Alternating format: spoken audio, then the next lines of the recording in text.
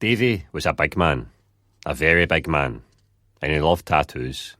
He loved his tattoos so much that he dedicated his life to stuffing his face and getting bigger and fatter so that he could get even more, stretching his skin to breaking point. He reckoned that his body had the same surface area as 4 king-sized duvets. He was particularly proud of his gargantuan arse. It was the only part of his body that he kept free of tattoos for years, until now Davy believed it was finally big enough for work to begin on his latest masterpiece. Davy printed off the picture of what he wanted inked upon his derriere. It was the pyramids of Egypt. There was no spiritual reason for this. He had no connection to Egypt or anything like that. He just liked the pyramids. He thought they looked quite cool. But Davy was steaming when he printed the picture off, though. He couldn't get tattooed while he was sober. It was far too sore. And he didn't even realise that he'd printed off the wrong picture. He fell into the tattoo shop an hour later. Alec, Davy's favourite artist, smiled at the sight of this mammoth man lumbering into his shop. Alec had made a fortune off Davy over the years. "Take a seat, big chap," said Alec, pulling on a blue latex glove. "What we doing today then?" Davy fumbled around in his pockets for the picture. "Here," he said, thrusting the folded up piece of paper into Alec's hand. "I want this, and I want it on my arse." Alec unfolded the picture and gave a wee chuckle. "You never fail to surprise me, Davy. Get your bahookie out then." Davy obliged, and he pulled down his grey joggy bottoms, revealing his cellulite-ridden buttocks. His arse was so big and so dimpled that it looked like a memory foam mattress which had been scalped with 100 tennis balls. Alec got to work, meticulously portraying the landscape onto Davy's gluteus maximus. It was a landscape they were actually both very familiar with. Davy passed out a few moments after the needle made contact with his skin. A couple of hours later, Alec wiped off the last of Davy's thick, cholesterol-laden blood and admired his work. Davy, wake up, big man, that's you done," Alec said, giving Davy an open-palmed spank. Davy rose groggily from his slumber, his head thumping and his arse throbbing. He ambled over to the mirror with his joggies and knickers still round his ankles, cutting his cock and balls in one hand to preserve his modesty. He turned round so he could see his new tattoo. He could definitely make it a pyramid, but it wasn't of the Egyptian kind, or the Mayan kind, or even Aztec or Inca. It was of the Scottish kind. It was, unmistakably, the Ford Shopping Centre. Davy screwed up his eyes. He couldn't believe what he was seeing. He thought he must have been in the midst of some vivid Bucky-induced dream, but he wasn't. The greeny-blue glass of the Forge's pyramidal entrance stood out beautifully against the pale skin of Davy's right arse cheek. Just left of his crack sat a throng of trolleys, and to the right, an old woman, weighed down by her bags of messages, waited for a bus. A bin overflowed with McDonald's Happy Meal boxes and fag ends. The whole scene recreated in startling realism by Alec. Davy loved it. Today's guest is the self-proclaimed hardest man on Twitter. He's been offering guys who follow him on Twitter the chance to get leathered over the last couple of weeks. He describes himself as a mad writer guy who used to sell shoes, and he's a lover of the original Iron Brew. The original being the one that just now no longer exists. The one loaded with sugar. Consigned to history. Yes. Did you keep any of the tins? I've got a supplier that gets me some new stuff. Is it old stuff. Is it like the Cremola foam? I think it is. I think that's the way it's gone. It's kind of mythical now. It's good. There was some kind of amphetamine in it.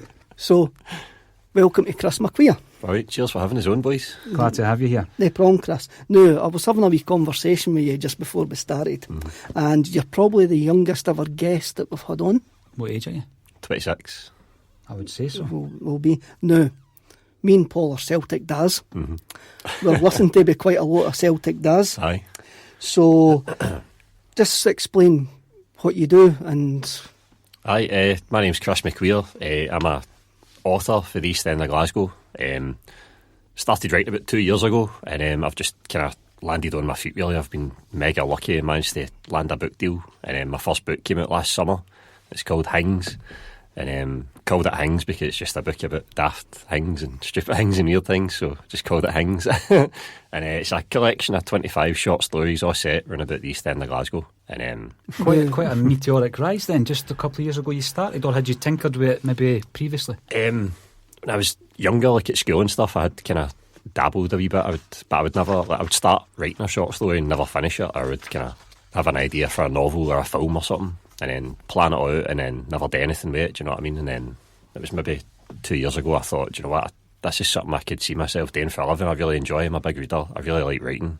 I'm going to give it a go, and I just gave it a go, and I just started churning stuff out, putting it online, and then fortunate enough a publisher seen my stuff and well, like, you know, can we put these stories in a wee book? And I was like, of course you can. I thought they were bamming me up, I couldn't believe it.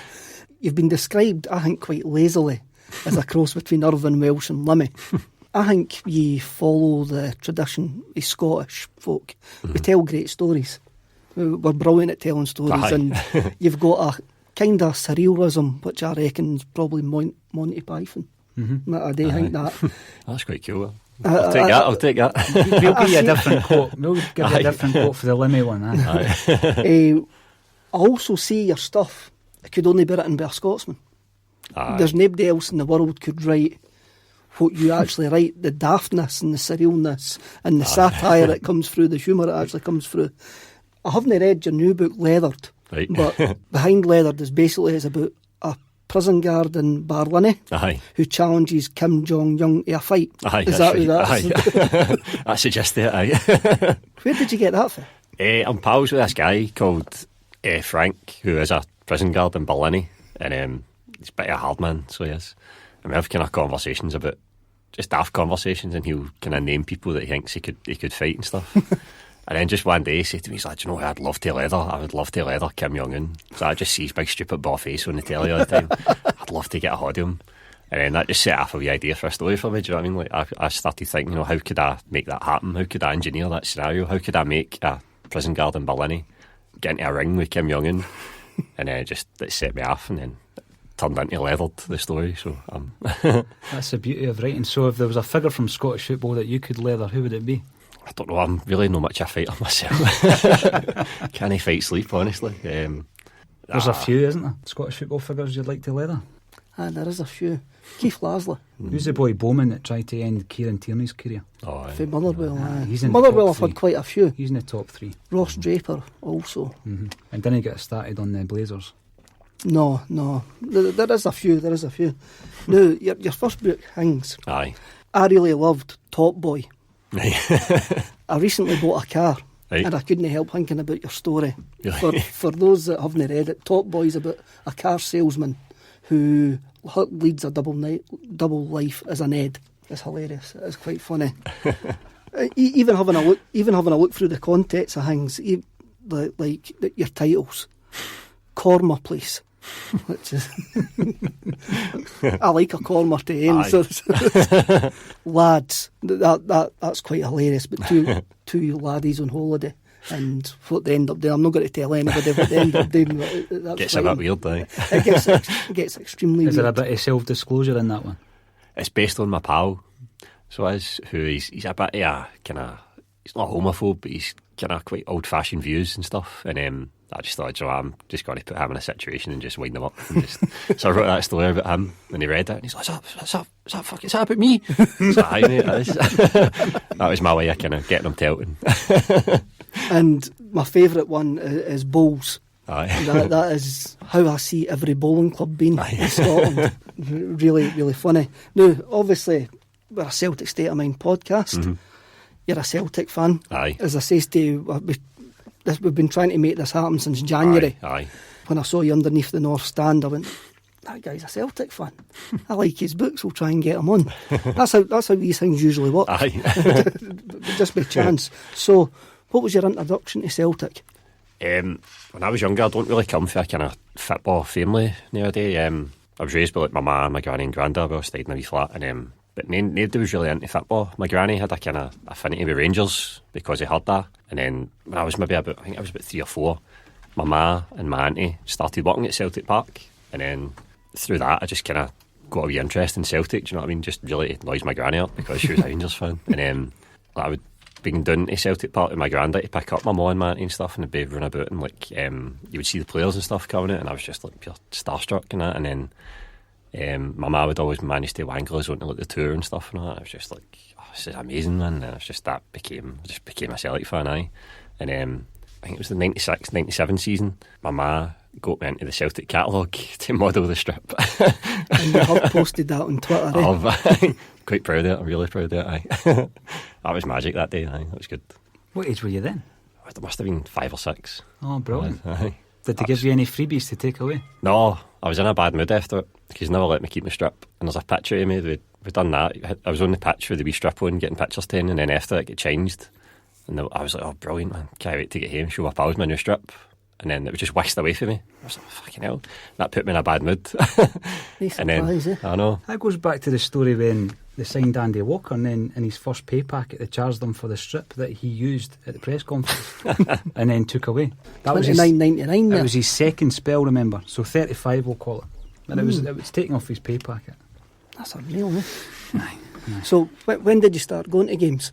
It was only last year was the first year I've had a season ticket because like growing up I had nobody really to take me to the football when I was a wee boy, and then as soon as I turned 16 my pals started going to the games, but I started working in retail, so I was working weekends and working nights and stuff, so didn't get a chance to go to the games. And then last year I was lucky enough thanks to the book coming out, I was able to quit my job and write full time, so it was the first thing I'm doing, getting a season ticket now. So it's been brilliant, man. It's been quality. So you're a glory hunter then? Basically.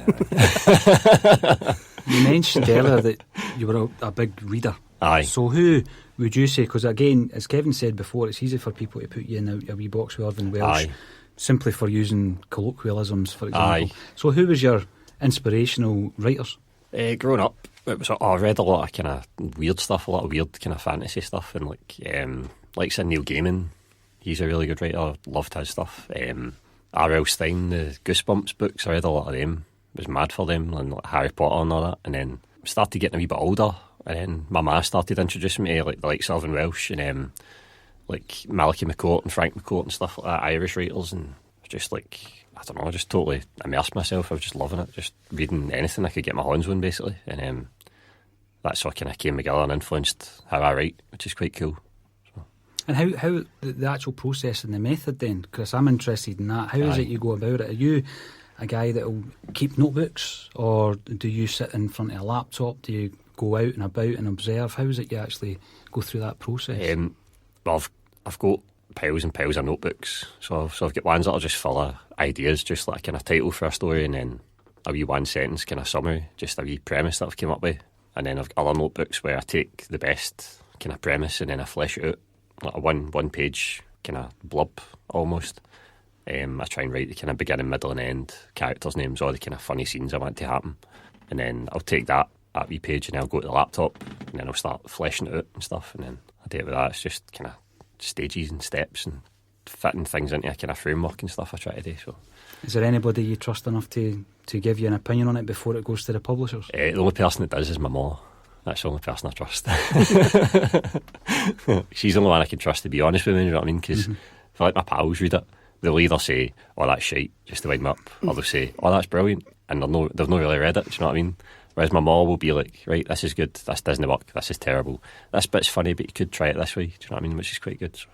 Now, there's some of the themes that you touch on. Are you comfortable showing your ma some of the stuff like you? Aye, some of it's a bit near the knuckle, aye, but okay, she knows what I'm like, so she knows I'm a bit messed up in the head, so it's all good.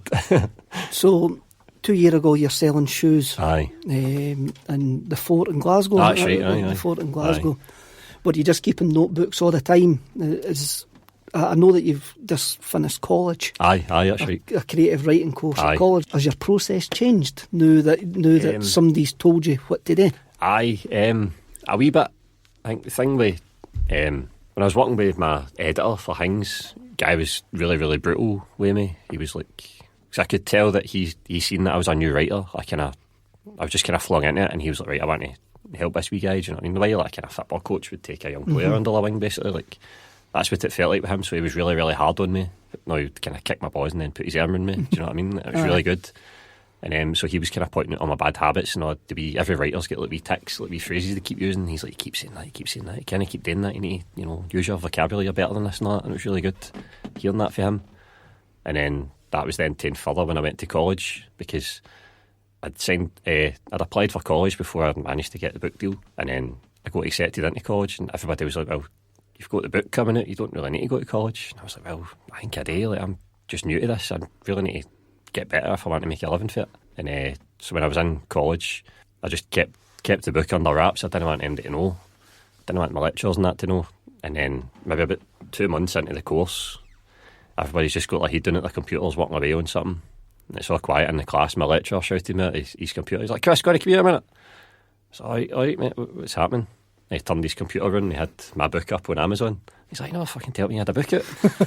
Now, everybody in the class looked up, and that was me outed. And then, but for then on, the lecturer was like harder on me than he was on other people, which was good as well. So it's good having people like that, you know what I mean? People that want to see you get better, and they're no fear to tell you, no fear to kind of hurt your feelings. And I'm quite receptive to criticism and stuff. Nobody's harder on me than I'm on myself, so I don't mind it. There's an interview with Irvine Welsh that I listened to recently, and he says that he's still got the same editor as the same guy that edited Trainspotting. Wow. And he says, I can send him stuff, and I know that he's going to be brutally honest with me, going, that works, that doesn't work. Aye. You need to... That's what you need, aye. At school, was there any teachers or that encouraged you at school, or was it just something that you just went through school and never showed any creative I never really showed any, can I promise. English, I was always good at English, but it was always the kind of reading kind of assessments that I was good at, the kind of close reading, go away and read this book and write about it, and I was always good at that. But the actual creative writing, when I was at school, I didn't really have much of an interest in it, because the things the teachers and that were making me write about weren't what I wanted to write about. You know what I mean? So I was reading Irvine Welsh and stuff, but you couldn't write that kind of stuff in school, obviously. No. And they were wanting me to write stuff, write about a time your dog died or something. And I'm like, it's a bit heavy, you know what I mean? I just didn't want to do it. And then, but I've always been a big reader, so once I left school, you've got the kind of freedom to do what you want, do you know what I mean? But I was always feared what my pals would think. I didn't want to let them know that I was writing. I was dead weird about it, and then just kept it quiet. And then I started putting my stuff online. I didn't tell any, like, my real life pals. You know what I mean? Like, just people on the internet that knew. And then somebody in my work pulled me up, like, oh, fuck's this, what are you doing, writing stories for? Are you alright? I'm like, I'm just writing stories, mate. And then they started reading them, and these are quite funny. And then that gave me a wee kind of confidence boost, you know what I mean? So I was worried what my pals were going to think, but then I didn't need to be, you know what I mean? They were quite supportive, you know what I mean? I think that's a Scottish thing, you get put into certain holes. Aye. You like football, you can't like it. Aye, that's it. you like a certain type of music, aye. You can't like another type of music. Aye, and I do think that's more and more that we've done this. We've like broadened the horizons, and we're starting meeting more and more folk who didn't get pigeonholed, and we didn't like getting pigeonholed. We've got quite a lot of things planned that folk will go, you are just football fans. You're meant to be running about and letting off flares and that, and you're planning on doing this. I know. And I do think it's a right Scottish thing sometimes. Aye. But what also is really, really Scottish is the reaction when people do read your stuff.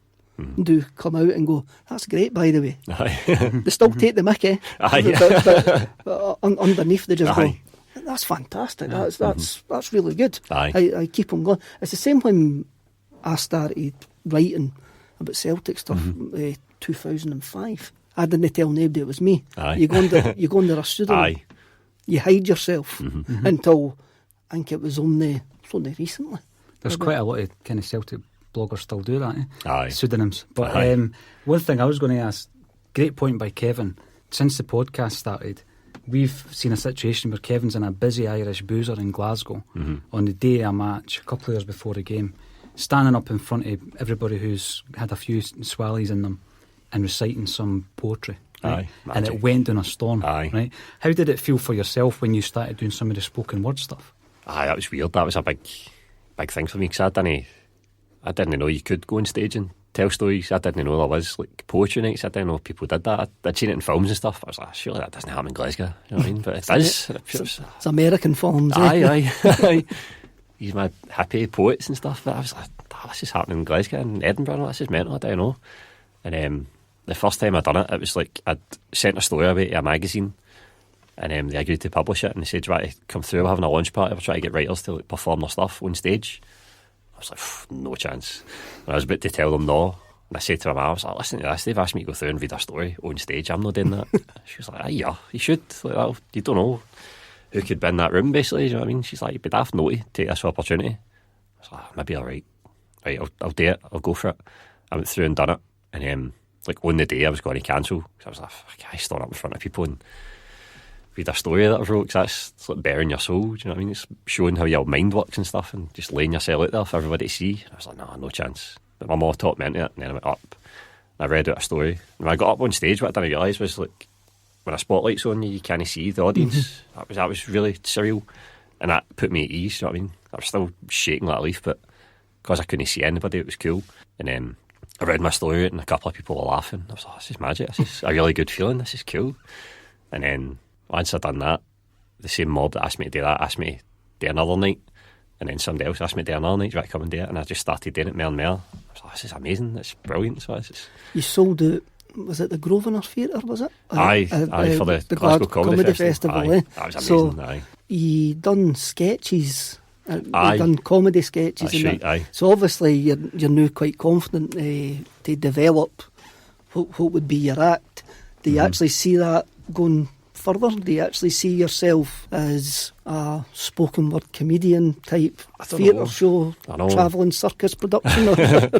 I don't know, because I like doing it, but it takes up a lot of time doing that kind of stuff, because you need to kind of write the show, and then you need to organise it, and you need to organise getting through there and all that, and it takes time away from actually writing. Do you know what I mean? Like preparing for this kind of stuff, and what I want to do is write. Do you know what I mean? I'm quite happy being the guy behind the scenes. I like doing it now and again, but no, it's like I just want to write. I just want to. Like when I got to write the comedy sketches, it was good because it was like I went away and wrote them, and then gave them to a couple of guys to go away and make, and it was good just kind of sitting back basically and like seeing that. Do you know what I mean? Again, it's a different genre, so did you have to change the way that you write? I found it a lot harder. I thought moving into comedy sketches would be easy, because I thought really it's just the same as short stories. I thought that was a totally different game. Tried to write first couple of comedy sketches, and I just couldn't get it. I couldn't get it right at all. I was like, wow, this is solid. And then I had to sit down and met a couple of people, and it was through the college they were kind of helping me with it, and then eventually got into the kind of right through my mind and how to do it, and it all started coming together. And then I like writing comedy sketches, but I think like, writing books is always going to be my main thing. So it's that main thing. One thing I read this morning was your kind of take on people writing about subjects that they couldn't possibly do justice to. You know, let's write about a setting that you've never been involved in. Aye. And again, Kevin and I spoke about that with music, how people sing in American accents, and that's one of the things we loved about Las Vegas. And James Allen, thankfully, was on our podcast. And one of the best things about that was you could actually hear his accent. Aye. And when you read somebody like yourself, you can actually hear it, you know, because it's genuine. Is that always going to be your signature? I think so. I just like writing how I talk and how my pals talk and how my family talk, because it's more natural. Do you know what I mean? I've found when I've tried to write stuff in like proper English, it feels like that's my second language almost. It's weird. I can't get my head into it. Whereas when I write in full Scots, it's a canter. But then when I switch to English, it's weird. It's solid. I think it's a flow. I think when you write in Scots and you do it well, it's like bump, bump, bump, bump, and it takes the reader. Definitely. It takes the reader there. Whereas sometimes when you write in English, it's like stop, start. It's very proper. I'm using words that I would never use in real life, and I'm like, this isn't. You wouldn't say that. Right. I wouldn't say that. I wouldn't. I mean, it's just not right. It's weird. Like concomitant. Have you used it? No yet. Save that for statements. Work it in. So I think I might. I'm going to work that in my next book in, a wee dig. But like writing the Scots, I love it. There's been people have said to me, like, if you want to make a proper living if you're writing, you maybe need to look to how you're going to sell books outside of Glasgow and outside of Scotland. I don't want to change the way I write. I like writing how I write, you know what I mean? I don't want to. That feels like selling out almost, you know what I mean? That feels like... There is, I mean, it hasn't done... Need to go back to Irvine Welsh, but hasn't done him any harm. Aye, that's the example I can use, because he's been translated into Japanese, you know what I mean? If he can do it, how can I know, do you know what I mean? Glaswegian's a bit easier to understand than Edinburgh, do you know what I mean? You've already developed, you've already had comedy sketches and that. There is other things there that you can develop into that when there's just no books. And that's true, like it's the same with us when we've looked at stuff to try and doing a podcast, you have to learn about microphones, you have to there's a whole different gig out there. Even though you haven't come from like a Celtic background, what do you think it is about? Me and Paul have always says that us Celtic fans are more creative. Aye. There's, when you look back over the years, the number of great Scottish talents, they've all got a Celtic background or Celtic supporters. For me, and I've said this before, it's because we see ourselves as anti-establishment, and creatives always come when they're actually against something. Aye. Do you agree with that? I think so, definitely. That's a good point. Aye. Something I never really noticed until I kind of started meeting people and other kind of creative people, and they all seem to be Celtic fans. It's mental. So it's I also think it's maybe the way that we've been taught Celtic, the way that we play football. It's an art. It's an art form. We play the beautiful game. We play the Celtic way, and it allows creativity. It allows guys like Jimmy Johnson that we've just spent quite a wee while discussing. Other players, you look at the players of the history which we hold up on a pedestal. They're all got that flair. They've all got that gallousness. And I think it's that. I think we just... I think that's the word, gallousness. It is gallousness. Well, growing up, my hero was Paul McStay. So it was when I was a wee boy, and then when I started to get a wee bit older, obviously it was like the kind of Seville team, so like Sir Petrov, and I remember that was like when I was like 13, 14. See, when I realised that Neil Lennon was actually good, that was weird, man. Because when you're a wee guy, you just kind of idolise like Larson and stuff, all the kind of spectacular players, and then I remember being like 14 or something and seeing the job that Neil Lennon was doing. I was like, wow, how have I never noticed how good this guy is before? Do you know what I mean? Just because he wasn't dead flashy and spectacular. That's really weird. I mean, going way back, I remember the same discussion with Tom Campbell, you know, the Celtic historian, who wrote a book on Bobby Evans. And Bobby Evans was part of that team who had great individuals who were lauded, like Charlie Tully, etc. And Evans was always just that guy who broke up the attacks and, you know, passed the ball on. He said that was like Neil Lennon's role. He had all these great players run about him, but if you take Lenny out, you know, he's a big miss. I think we rely on Brown to a certain degree. Different type of player, but, you know, for many seasons he was almost unsung, but now I think people realise what he's worth. I think under Rodgers, Brown's developed that gallousness. He had that sort of gallousness when he came through at Hibs, when he was the wee flying winger with the spiky hair, and he was a wee attack dog. Gordon Strachan sort of moulded him into a more refined centre midfielder. But when you see him now in Rodgers' team, he's a metronome. He makes that team tick. I mean, one of the best moments last season was at Pittodrie, when the boys tried to half him and they got the ball booted off him, they just go up and in. Again, it's that Scottish gallousness. I mean, he would be a player, if he was playing for one of our opponents, we would hate. And it's pure jealousy. It is just jealousy. Because he's so effective. I mean, when you're at the games now, you're getting a lot of people like Kevin coming up to you and saying, "Oh, I've read your book, it was great." I never went up to him. I just thought it was weird to go up to him. You just took a photo of him and sent it to me. I want this guy on the podcast. I never done that. Just a couple of times walking under the North Stand, just somebody will come to us, "Well, I've read your book, well done," you know what I mean? And just walk away, and I go to the games with my wee cousin, and he's like, "Wow, this is mental." He must think I'm like Tom Cruise or something. There's people shaking my hand and that. It's cool. It's a really good feeling. It's really nice. That is. One of the things, again, that comes unexpectedly at times, I wrote a book and it eventually was adapted into a documentary. So it took you, going back to something Kevin said, took you in a different avenue. Some you had no aspiration to get involved in, and then before you know it, you're watching a movie getting made and edited. And has there been any mention of that from your publisher, that people are looking at some of the things you're doing to adapt it? I've pitched a couple of things to the BBC. So I pitched a sitcom and they knocked it back, and then I pitched a kind of original series that I wrote, knocked that back as well. And then I mentioned, what about maybe doing adaptations of my book Hings, and I gave it away to the head of comedy at the BBC, and I went away and read it, and he was like, I quite like this, leave it with me. So we're waiting to see if maybe this will be third time lucky, you know what I mean? So fingers crossed. We had Margot McQueer in here from Purple TV. Oh, aye. And what she was telling us, a number of things that she's had knocked back. Aye. is actually quite frightening. Aye. And the one was the Lisbon Line? Was it the Jimmy? It was the Jockstein one. The Jockstein documentary was knocked back. Jeez, oh. And eventually the guy for BBC Alba gave in. And he says no, and he walked away. Then he turned and says, go and make it. And she shouted back at him, this is going to win you an award, and it did. Brilliant. So it shows you stuff that's like good. That. That's class.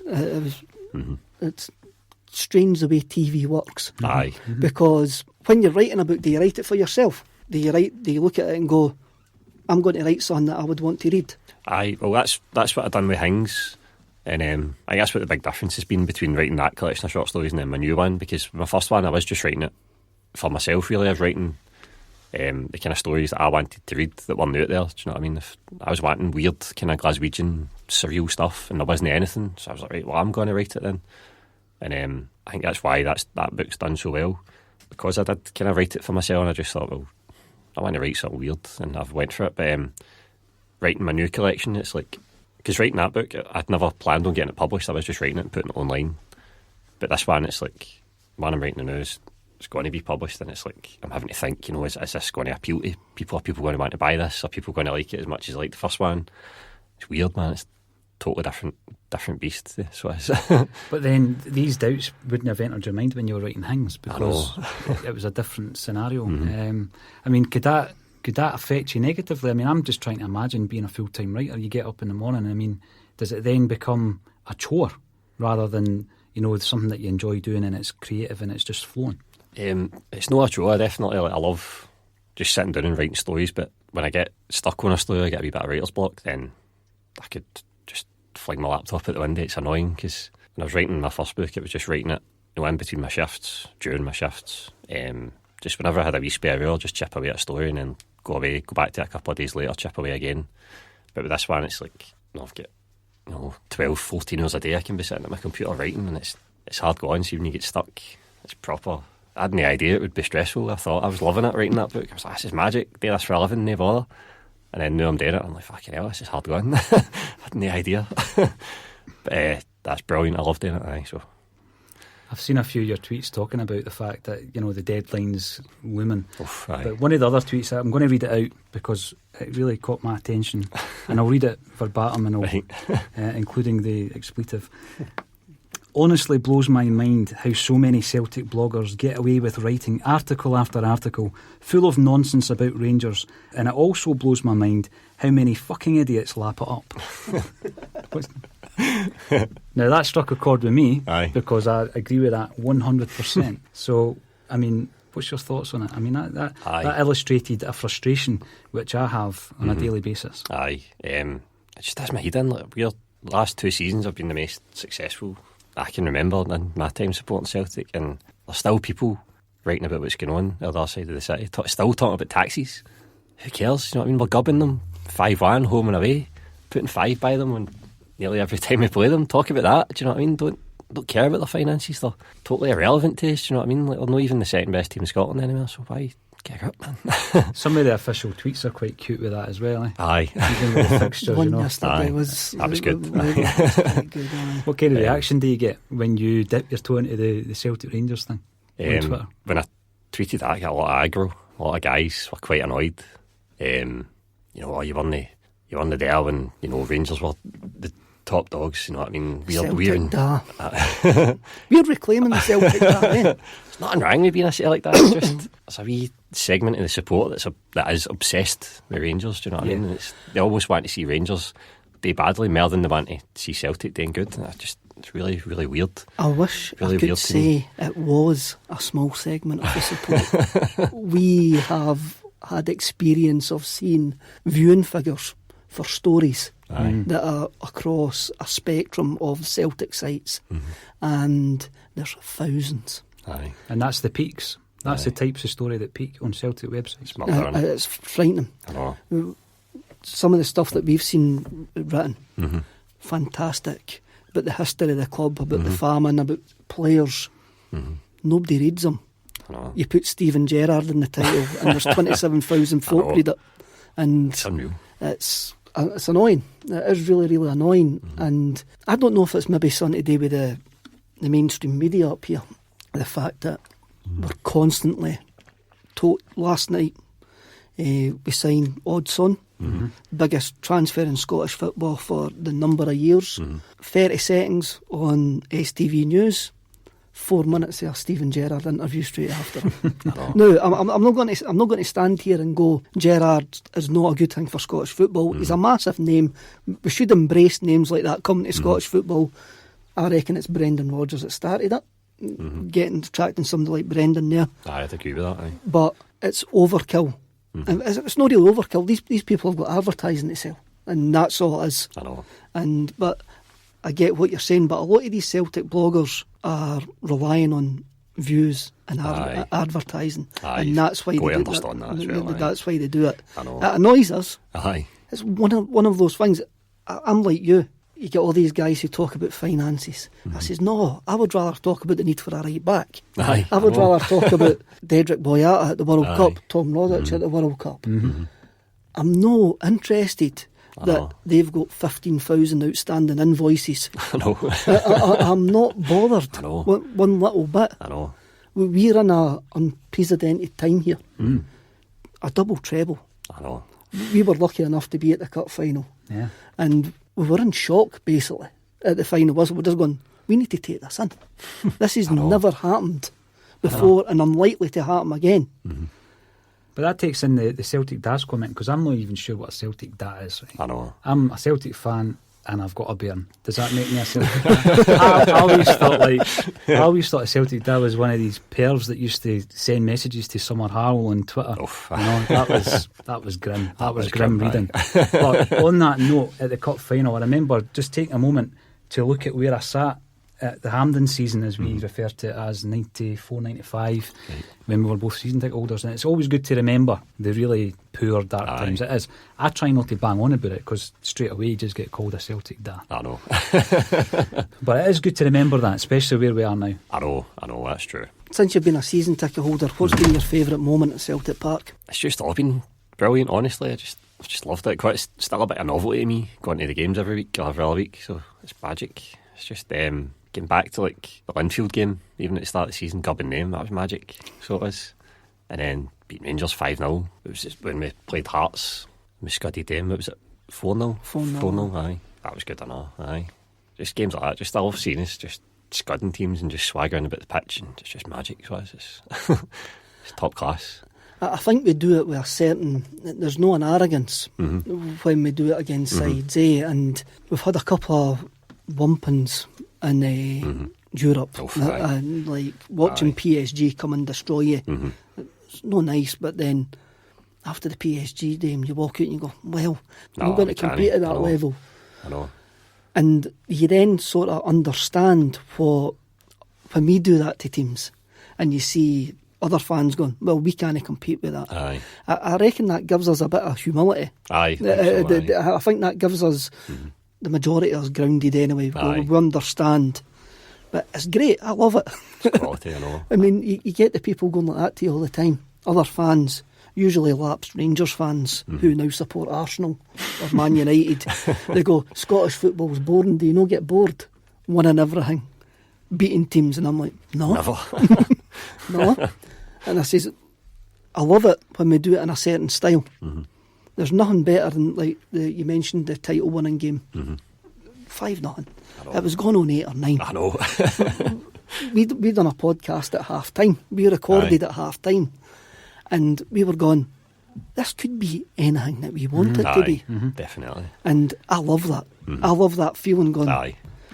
The way that we play the cup final as well, the way that we started that game. First half, yeah. I says to you, as soon as we went 1-0 up, I went, that's it, it's game over. Aye. What's your hopes for next year? How do we top what we've done? Be good to just kind of obviously talk about beating teams at home and that, but there's been a lot of draws and a lot of kind of flat performances, so I'd like to maybe see a wee improvement on that. So I'd like us to do better in Europe, but I don't think we can compete. I don't think we can do much better, do you know what I mean? Where do you see us in Europe? I don't know, I think we're a Europa League team, I think. I don't know, do you know what I mean? You seen when we beat Zenit, you know what I mean? I was thinking, fuck. And especially after the home game, I was like, right, we could get a nice wee run here, do you know what I mean? We're all early, and we looked as if that was our level, do you know what I mean? And Zenit they're no mugs, do you know what I mean? But then we went away and crumbled. And done what we usually do. I know. Away from home, It's going back to the home form. I mean, I think we drew 8 games at home, and some of the games at home last year were a couple of nothing eaches. One against St Johnstone, nothing each against Dundee towards the end of the season is one of the worst games of football I've had the unfortunate pleasure of attending. We've just signed Odsonne Edouard. Aye, magic. What do you think of that? I'm buzzing with that. I remember at the start of the season when he signed, after his first couple of games, I was like, this guy's a donkey. I don't know, I didn't see it in him, but then delighted to have been proved wrong, you know what I mean? You saw his debut, Paul, You were at Hamilton that night. Yeah. I actually thought I watched him and I thought his movement off the ball and stuff like that, you know, sometimes you get a player and his teammates need to adapt to him as much as anything else. I like the French boys, we speak about them all the time. I just think that the key thing for his success will be keeping Dembele, because their partnership, people argue about Griffiths, Dembele, should they play one or the other. The partnership with the two French lads is brilliant. It's magic, it's good seeing like when Dembele drops deep, and then you see Edward kind of making the game runs. against Hearts. Just when we paired both of them, Edward scored the first goal. Fantastic. Good. Again, you've got Encham there as well. I mean, there is a wee rumour that Dembele is going to sign another contract. Really? Right. There is. That's good. And would that be good enough for pre-season business? I still would love to see a Nakamura. And I know we've got Tam, who's fantastic, but I still think we need a proper flair player. Really, somebody that just gives us that spark, that wee bit of genius. Tom can do it, but then last season it was shown with Sinclair form dropping off. We need somebody else at times when we're playing against those tight defences. We do need somebody else to bring on. I mean, we've also got Mikey Johnson scored a fantastic goal against England the other week there. He looks promising, He looks promising. You've got Lewis Morgan as well, who I know it was only the championship level, but he did impress when he went away with Scotland. And you've got Ryan Christie coming back, which is an unusual... forget about him, I know. He's had 2 seasons at Aberdeen. It is a step up coming back to Celtic. It is a definitely step up. His form kind of tailed off towards the end of the season there, but so you're maybe just going to replace Armstrong in the squad with Christie. I'd like to see a right back. I think that's the big thing, isn't it? That's the main... I mean, more off Lustig. I know. But he's not getting any younger, and he's not going to come back for the World Cup until we're well into the qualifiers. So there is other areas that I think we can improve. Yes, keeping Dembele is going to be fantastic. Again, I don't think any decision on his future would be made until after the Champions League qualifiers, which are extremely difficult as well. I mean, for me, we can't stand here when we're talking about next season and say anything bar get through the 4 qualifiers and get into the Champions League for the 3rd year in a row for the first time in our history. I need to double check that. That's it's a fair start, and I think you're probably right. But the difficulty of that is you're playing 8 games to qualify. We won it with 9 games, didn't we? 67. So it just shows you how it's changed. But I mean, in terms of your own personal hopes and aspirations for the new season, what should we expect? When's the new book coming out? What are you hoping to achieve with that? My new book, hopefully if I finish it in time, which, well, I'll need to. Just do a few all-nighters. Aye, that's what I need to do, aye. By the end of the year, hopefully, October, November time, round about then, I'm just going to keep chipping away. As soon as I finish this one, I'll be right on to my third book, and then trying to get that. Have you already got ideas for your third book? Got ideas, kind of formulating, aye, but nothing concrete yet. I'd love to try and tackle a novel, but I don't think I'm at that level yet. Yeah, so maybe, don't know, more kind of longer short stories, more stuff like you mentioned, Bowls. I want to keep writing stuff like that. I was going to mention Bowls there. Try and write more stuff like that, just try and keep hitting the heights and hopefully, just hope for the best. With regards to Bowls, it wasn't out of place on Hings, right. Even though it was a longer one. Mm-hmm. When I read it, it wasn't out of place whatsoever, and it didn't seem too long in the style. That's good to hear. So with my new book, I'm writing more longer stories, you know what I mean? I'm trying to move away from the wee kind of daft punchline based humour. Mm-hmm. I like writing that kind of stuff, that's good for the spoken word stuff, but I want to try and push myself as a writer, do you know what I mean? I find with the longer stories they can be a lot funnier than ending on a daft wee punchline, because you're getting people more invested in the characters and their kind of pattern, all the stuff they do. It's just the longer stuff, it's a better vehicle, I think, for my kind of humour. So, but I just need to keep getting better to keep churning stuff like that out. So, Chris, you've been absolutely brilliant. Thanks very much for your cheers. time. Thanks, cheers, Chris, for having us on. Thanks, really enjoyed that. Thank you. Cheers.